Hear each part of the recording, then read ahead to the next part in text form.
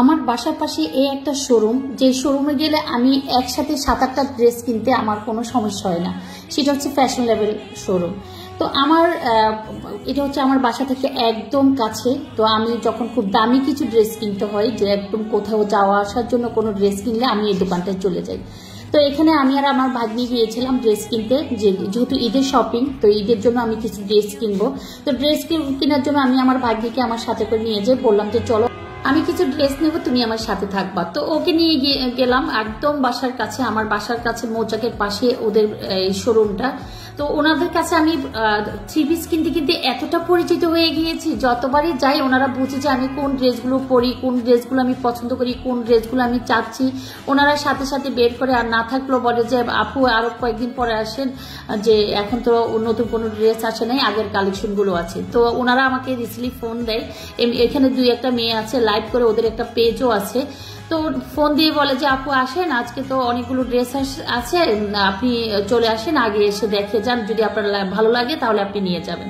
তো এই তো আমি পছন্দ করতেছি কোনটা নিব, কোনটা নিচ্ছি, কোন কালারটা আমার সবচেয়ে ফেভারিট লাগতেছে, কোন কাপড়টা ভালো মনে হচ্ছে, কোন কাপড়টা পরে আমি আরামদায়ক মনে করব, যে কাপড়গুলো বা যেই ওড়নাগুলো পরে আমি কমফোর্ট ফিল করি, ওই জামাগুলো আমি বাই করতেছি আর দেখতেছি। আর ওরা হাসতেছে, বলতেছে আপু আপনি যে কি করেন না, এর চেয়ে একটু সিনথেটিক টাইপের 2-1টা জামা নেন, যেগুলো একটু সিল্ক টাইপের, জর্জেট টাইপের বা একটু সেন্সিটিভ কাপড়ের মাঝে। আমি বললাম দেখেন, আমাকে এমন কাপড়ের মাঝে ড্রেসগুলো দেখাতে হবে যে ড্রেসগুলো আমি সবসময় পরি। তো ওরাও বুঝে, এজন্য ওরা এগুলা বের করতেছে। তো আমি কয়েকটা ড্রেস পছন্দ করে ফেলেছি এবং অলরেডি ওনাদের কাউন্টারে দিয়ে দিয়েছে। আর ওই যে একটা কথা আমি সবসময় বলি, আমার ফিক্সড প্রাইসের দোকান অনেক পছন্দ, আমার কোনো মার্কেটিং করতে ভালো লাগে না।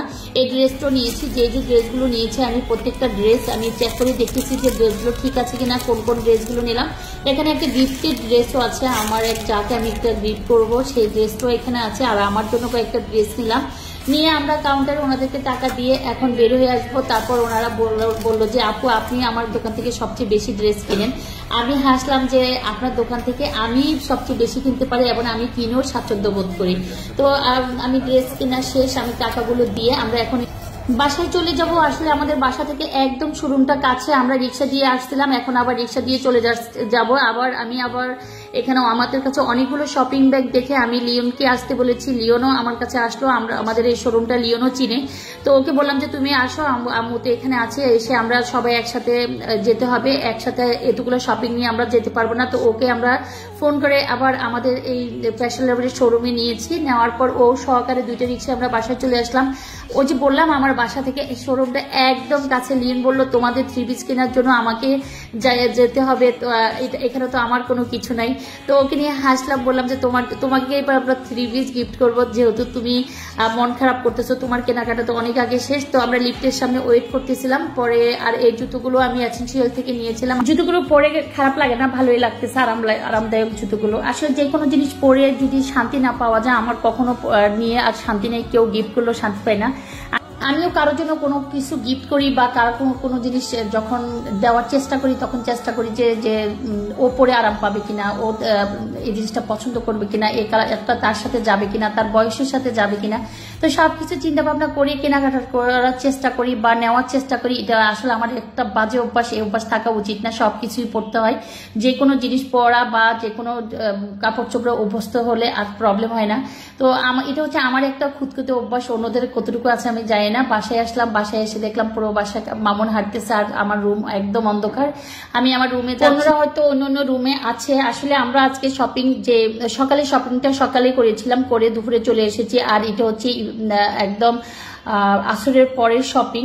তো গিয়ে একটা শোরুমে গিয়েছি, একটা শোরুম থেকে 3 পিসগুলো কিনেছি, মানে অনেকক্ষণ টাইম লাগে নাই এর জন্য। তো এখানে আমি যে শপিংগুলো করেছি ওই যে ফ্যাশন লেভেল থেকে আর হচ্ছে এসেনশিয়াল থেকে সকালের শপিংগুলো, এখানে সব একটা খাটে আমি সবকিছু রেখেছি আপনাদের সাথে শেয়ার করার জন্য। যেহেতু অনেক আপুরা শুধু বলে যে আপু আপনি যেগুলো কিনবেন, আপনার জন্য যেগুলো কিনবেন, আপনি যেগুলো নিচ্ছেন বা আপনার জন্য যেগুলো আপনি ঈদে শপিং করবেন, ওগুলো আমাদের সাথে একটু শেয়ার করবেন। তো আমি এই জন্য আজকে আমার জন্য আমি যেগুলো কিনেছি ওগুলো শুধু আমি শেয়ার করবো। এখানে গিফটেরও আছে, আমারও আছে।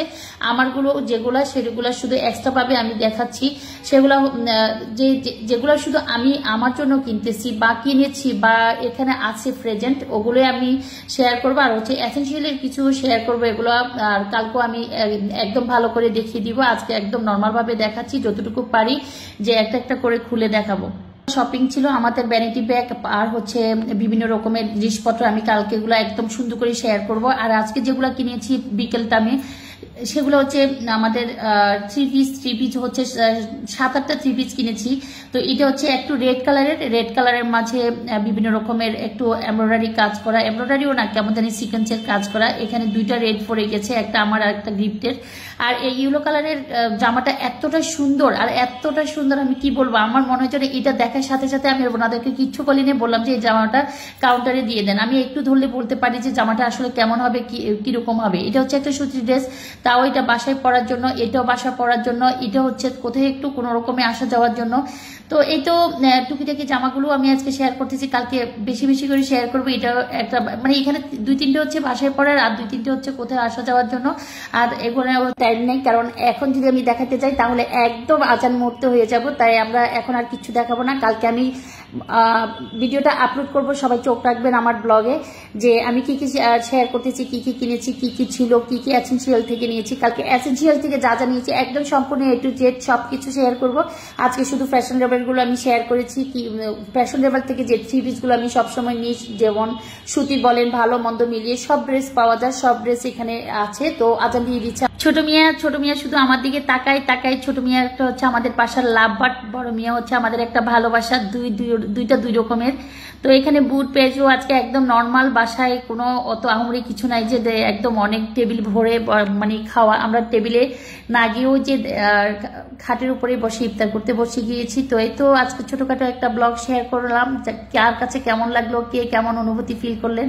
আর আমার কথা আজকে এত দ্রুত বলেছি, যদি বুঝতে কষ্ট হয় অবশ্যই আমাকে কমেন্টস বক্সে জানাবেন। আর থ্রি পিস নেওয়ার যদি ইচ্ছে থাকে কোন থ্রি পিসটা সবচেয়ে বেস্ট হলো আমার জন্য, কোন থ্রি পিসটা যে সবচেয়ে ভালো লাগবে বা আমাকে মানাবে, সেটাও আপনারা জানাতে পারেন। কারণ আপনারা আছেন, আপনারা দেখতেছেন, আমি আপনাদের কমেন্টস পড়তেছি, প্রত্যেকটা কমেন্টসে রিপ্লাই দিচ্ছি।